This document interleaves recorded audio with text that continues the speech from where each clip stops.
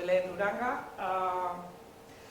Trabajo en el curso de Sociolingüística, que se dedica principalmente a hacer investigación sobre la realidad del euskera en el País Vasco.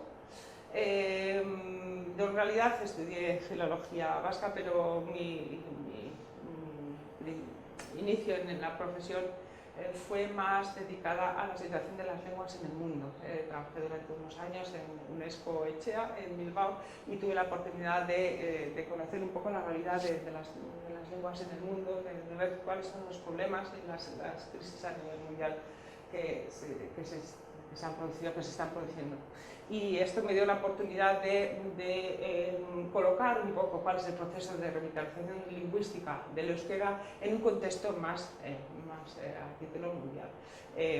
Estoy ahora colaborando con Garabide en esta relación con personas de otras comunidades lingüísticas por un motivo fundamental, y es que creo que las lenguas minoritarias, si quieren revitalizarse, tienen que buscar los apoyos de las comunidades entre sí, y es lo fundamental. Creo que nosotros como participantes, como hablantes del euskera, nosotros no podemos solos hacer frente a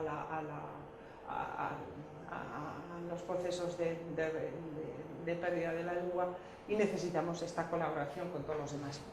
Espero que nuestra intervención pueda ser recíproca y que nos ayudemos unos a otros.